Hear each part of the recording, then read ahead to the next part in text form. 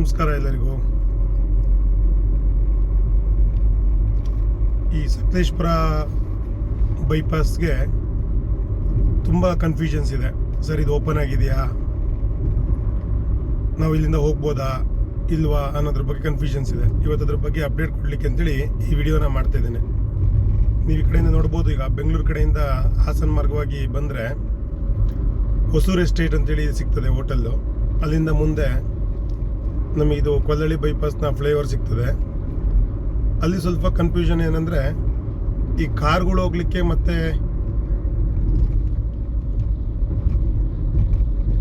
Own ವೆಹಿಕಲ್ಗಳು ಹೋಗ್ಲಿಕ್ಕೆ ಯಾವುದೇ ಥರ ತೊಂದರೆ ಇಲ್ಲ.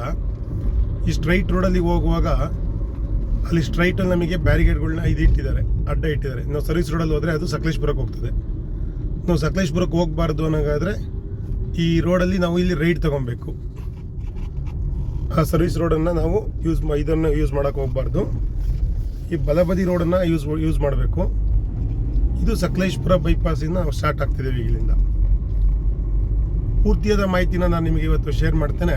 ರಿಕ್ವೆಸ್ಟ್ ಏನಂತಂದರೆ, ನನ್ನ ಯೂಟ್ಯೂಬ್ ಚಾನಲ್ನ ಬೃಂದನ್ ಹಿರಿಕೊಲ್ಲೆ ಚಾನಲ್ನ ಸಬ್ಸ್ಕ್ರೈಬ್ ಮಾಡೋಕ್ಕೋ ಮೂಲಕ ಹೆಚ್ಚಿನ ಸಪೋರ್ಟ್ ಮತ್ತು ಶೇರ್ ಕಮೆಂಟ್ಗಳನ್ನ ಮಾಡಿ ಅಂತ ಹೇಳ್ತಾ ಈ ವಿಡಿಯೋ ಪೂರ್ತಿಯಾಗಿ ನಿಮಗೆ ಮಾಹಿತಿ ತೋರಿಸ್ತಿದ್ದೇನೆ.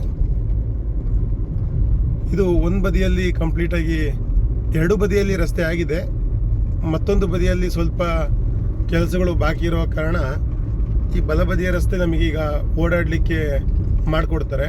ನೋಡಿ, ಇಲ್ಲೀಗ ಕಳೆದ ವಾರ ಎಲ್ಲ ಇದಕ್ಕೆ ರೋಡಿನ ಮಾರ್ಕರ್ಸ್ಗಳನ್ನು ಕೂಡ ಮಾರ್ಕ್ ಮಾಡ್ತಾಯಿದ್ರು, ಪೇಂಟ್ ಹೊಡ್ಕೊಂಡು. ಈಗ ಅದನ್ನು ಕೂಡ ಆಗಿದೆ.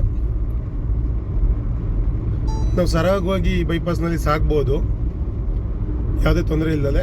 ಅಲ್ಲಿ ಹಾಸನದಿಂದ ಬಂದಂಥ, ಹೊಸೂರಿನಿಂದ ಬಂದಂಥ ಅಲ್ಲಿ ಲೆಫ್ಟ್ ಸೈಡಲ್ಲಿ ಸರ್ವಿಸ್ ರಸ್ತೆ ತಗೊಂಡಲ್ಲೇ ಬಲಬದಿಗೆ ರಸ್ತೆಗೆ ತಗೊಂಡ್ರೆ ನೀವು ಸರಾಗೋಗಿ ಸಾಗ್ಬೋದು. ತಿಳಿದಿರೋಂಥವ್ರು, ಪ್ರತಿದಿನ ಓಡಾಡುವಂಥವ್ರು ಇದೇ ರಸ್ತೆನ ನೀಟಾಗಿ ಯೂಸ್ ಮಾಡ್ತಾ ಇದ್ದಾರೆ. ತಿಳಿದಿದೆ ಇಲ್ಲದಂಥವ್ರು ಸ್ವಲ್ಪ ಕನ್ಫ್ಯೂಷನ್ ಇದ್ದಾರೆ. ನೋಡಿ, ಲಾರಿಗಳೇ ಕೂಡ, ಒಂದೊಂದು ಲಾರಿಗಳು ಕೂಡ ಇಲ್ಲಿ ಬರ್ತಾ ಇದ್ದಾರೆ. ನೋಡಿ, ಇವು ಬೈಪಾಸ್ನಲ್ಲಿ ಹೋಗ್ತಾ ಇದ್ದಾರೆ. ಇದು ಬೆಳಗ್ಗಿನ ಜಾವ ಮಾಡ್ತಿರೋ ವಿಡಿಯೋದಿಂದ ಒಳ್ಳೆ ಮಂಜು ಮುಸುಕಿರುವಂತಹ ವಾತಾವರಣ. ಯಾವುದೇ ಥರದ ಕನ್ಫ್ಯೂಷನ್ಸ್ಗಳು ಜನಗಳಲ್ಲಿ ಬೇಡ. ನೀವು ಆರಾಮದಾಯಕವಾಗಿ ಸಕಲೇಶಪುರ ಬೈಪಾಸ್ನಲ್ಲಿ ಸಾಗ್ಬೋದು. ಆಗಿರುವ ಕಾರಣ ಈ ಮಾಹಿತಿನ ನಾನು ಹಂಚ್ಕೊಳ್ತಾ ಇದ್ದೇನೆ. ಇದೊಂದು ಇಲ್ಲಿ ಸರ್ಕಲ್ ಬರ್ತದೆ, ಮಳಲಿ ಅಂತೇಳಿ ಅಂತ. ಇಲ್ಲಿ ಬ್ಯಾರಿಗೇಡ್ಗಳು ಇಟ್ಟಿದ್ದಾರೆ ನೋಡಿ. ಇಲ್ಲಿ ನಾವಲ್ಲೂ ಕೂಡ ಬಲಬದಿ ರಸ್ತೆಯಲ್ಲೇ ಹೋಗ್ತೀವಿ. ಎಡಬದಿ ರಸ್ತೆಯಲ್ಲಿ ಮಣ್ಣುಗಳನ್ನು ಸೈಡ್ಗಳಿಗೆ ಕೊಡುವಂಥದ್ದು, ತಡೆಗೋಡೆಗಳನ್ನು ಕಟ್ತಿರೋವಂಥದ್ದು, ಈ ಕೆಲಸಗಳನ್ನೆಲ್ಲ ಮಾಡ್ತಾ ಇದ್ದಾರೆ.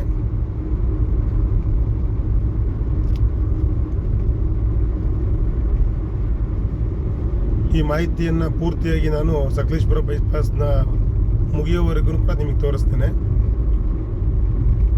ಕೇವಲ ನಾವು ಒಂದು 4-5 ನಿಮಿಷಗಳಲ್ಲೇ ಈ ಬೈಪಾಸ್ಗಳನ್ನ ಸಾಕ್ಬಿಡ್ತೇವೆ ನೋಡಿ. ಈಗ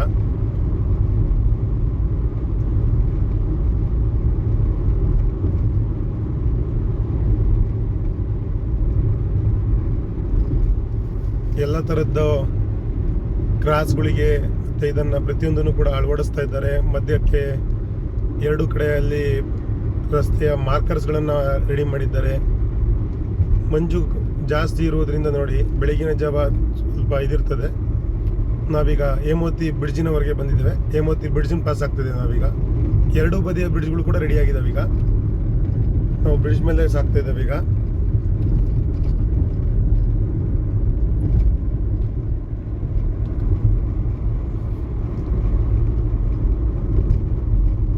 ಯಾವುದೇ ರೀತಿಯ ಕನ್ಫ್ಯೂಷನ್ ಇಲ್ಲದಲೇ ಜನಗಳು ಈ ಸಕಲೇಶಪುರ ಬೈಪಾಸನ್ನು ಸರಾಗವಾಗಿ ಸಾಕ್ಬೋದು ಅಂಥೇಳಿ ಈ ವಿಡಿಯೋದಲ್ಲಿ ನಿಮಗೆ ಮಾಹಿತಿಯನ್ನು ತಿಳಿಸ್ತಾ ಇದ್ದೇನೆ.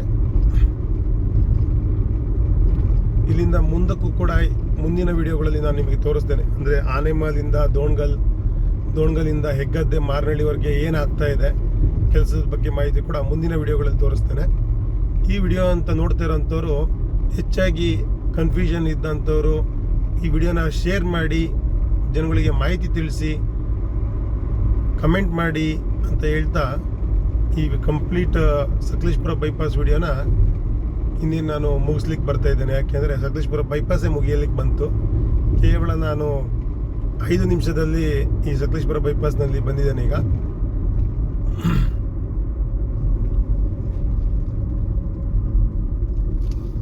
ಇಲ್ಲಿವರೆಗೇ ಇದು ಸಕಲೇಶಪುರ ಬೈಪಾಸ್ನ ಇರುವಂಥ ಇದು.